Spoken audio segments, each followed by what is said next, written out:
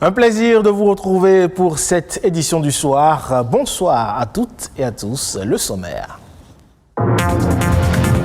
C'est l'une des espèces les plus rares au monde à être extrêmement menacée à cause de sa viande et de ses œufs. La tortue est célébrée ce 23 mai et on parle dans cette édition des combats qui se mènent au Bénin pour sa protection. Et puis, Cotonou a accueilli hier samedi la dernière étape du 16e tour cycliste du Bénin. Les 37 cyclistes ont rivalisé d'endurance pour finir la course. Les détails à suivre.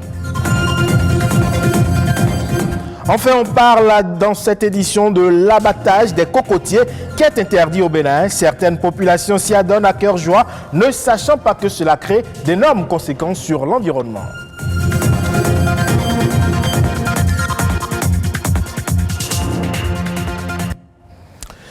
Ce dimanche, la communauté chrétienne commémore la Pentecôte qui marque la venue de l'Esprit Saint sur les apôtres et la naissance de l'Église.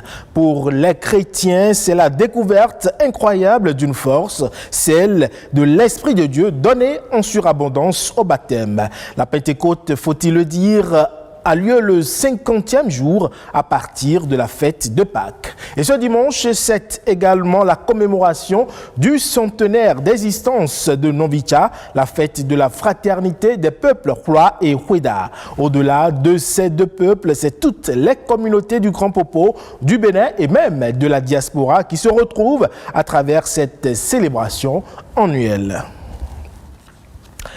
Eh bien, à ce jour, plus de 325 espèces de tortues ont été recensées dans le monde. Des espèces de plus en plus menacées en raison de plusieurs facteurs, dont la chasse, la destruction de leur habitat et le commerce de leur viande. Au Bénin, plusieurs acteurs sont au front et luttent au quotidien pour la protection de la tortue. Alexandra Diotan et Ginus Setonji nous font le point de la situation à travers ce élément. La tortue est un type de reptile dont la principale caractéristique est de posséder une carapace destinée à protéger les parties molles de son corps. La tortue régule les écosystèmes marins et côtiers car, grâce à elle, les zones marines sont naturellement nettoyées. Elle contribue à la santé des herbiers marins et des récifs coralliens, dont d'autres espèces animales comme les crevettes, le homard ou le thon tillent également leur subsistance. Elle constitue un atout au plan touristique pour certains pays comme la Guadeloupe et la Martinique où il existe tout un système touristique créé autour des tortues marines. C'est un animal présent au Bénin. Nous avons des tortues marines, c'est de ça qu'on entend parler souvent. Nous avons des tortues d'eau douce, que même à Cotonou, dans les bas-fonds, les gens retrouvent ces espèces de tortues. Nous avons des tortues terrestres. Et quand vous allez un peu vers le centre du Bénin et quand vous allez dans le nord, il y a d'autres espèces de tortues terrestres, surtout qu'on appelle des sucata, c'est des tortues géantes. Sur les 7 espèces de tortues marines dénombrées au monde, le Bénin en abrite 4. Nous avons la tortue lutte, c'est les plus grosses tortues qui existent, qui peuvent atteindre jusqu'à 600, 700, 800 kilos. Ces tortues viennent sur nos plages pour pondre leurs œufs. Nous avons la tortue olivâtre, c'est la tortue la plus commune de mer qui pond ses œufs au Bénin. Nous avons la tortue verte. La 4e espèce est la tortue imbriquée. Mais du fait de l'action de l'homme, l'existence des tortues en général au Bénin est menacée. D'où les multiples sensibilisations d'acteurs pour la protection des tortues au Bénin. Un cri de cœur collectif à l'occasion de la Journée nationale des tortues marines instituée depuis quelques années au Bénin. Autre chose, c'est que le béninois, ou en général le noir, c'est qu'on a tendance, tout ce qui est animal, qui se trouve autour de nous. Quand il n'y a pas un propriétaire, on se dit, quand c'est sauvage, c'est qu'on a tendance à attraper. Mais vous n'avez pas les conditions qu'il faut. Vous ne savez même pas de quoi ces animaux se nourrissent. Les gens prennent ces animaux, les gardent dans les maisons, quelques jours après, quelques mois après, quelques années, ces animaux meurent. Ça, ce n'est pas une bonne pratique. Pour contrer cette situation, des éco-gardes sont actifs sur les côtes et font office de veilleurs. Le défi à l'heure actuelle reste celui de l'application des tests, notamment la répression des actes constitutifs de menaces. Un impératif pour la survie de la tortue.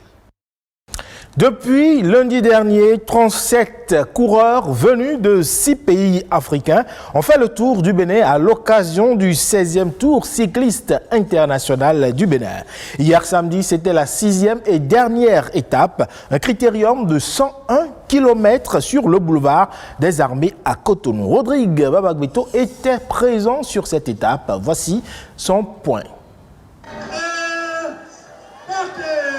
Voilà qui marque le départ de la 6e et dernière étape d'une randonnée pleine de sensations fortes.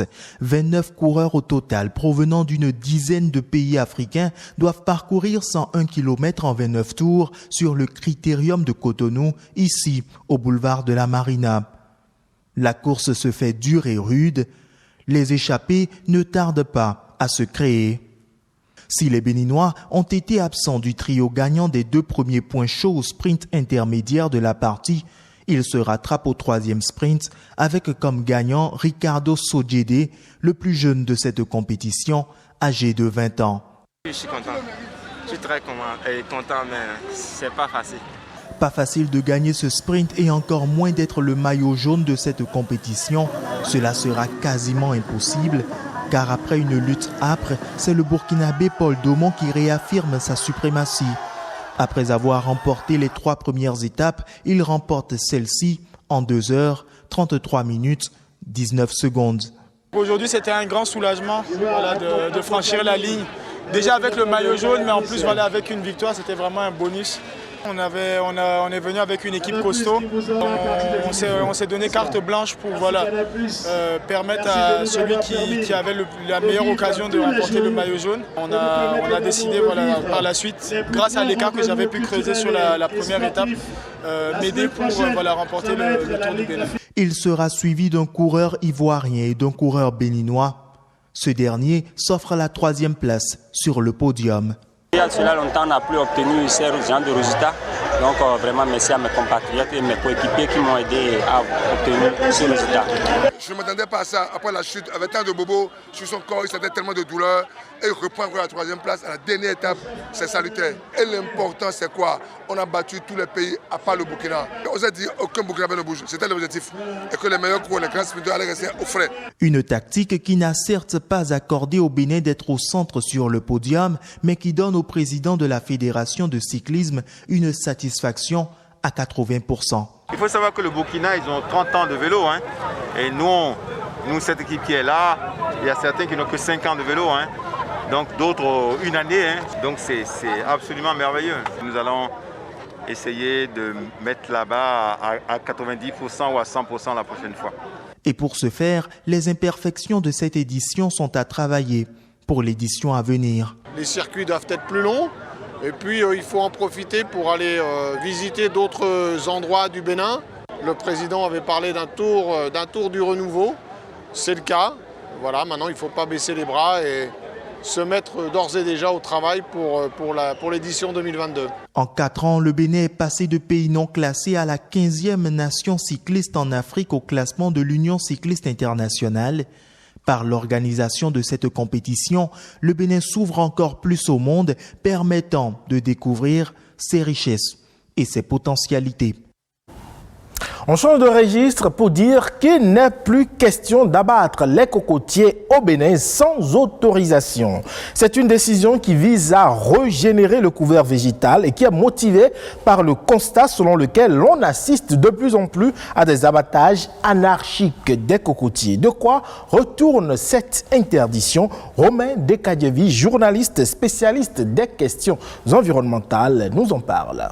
Il y a plusieurs lois qui protègent les cocotiers étant déjà des espèces végétales et donc classées, disons, au rang des espèces protégées par la convention de l'IUCN, une convention que le Bénin a ratifiée. Quand on prend aussi la convention sur la diversité biologique, le Bénin a ratifié cette convention-là.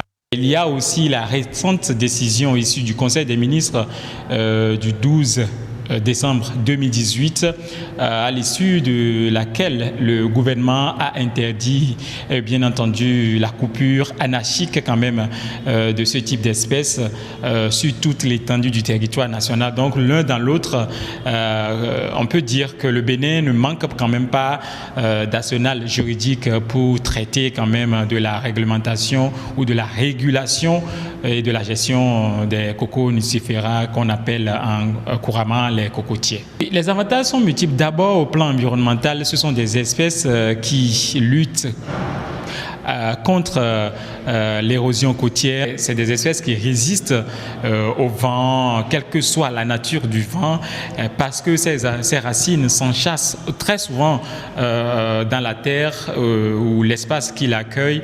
Et ça, c'est l'un quand même de ses bénéfices. La noix de coco aujourd'hui est très prisée des Béninois et donc de ce pas, elle est très réclamée, que ça soit au niveau de la pulpe, que ça soit au niveau même, disons, de l'enveloppe qui peut être utilisée aujourd'hui même dans l'agriculture biologique. Il y a plusieurs utilisations qu'on peut faire.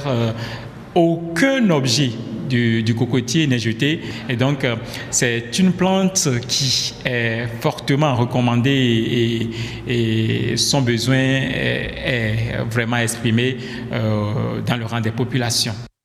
C'est donc tout pour cette édition. Merci pour votre aimable attention et bonne fin de week-end à toutes et à tous.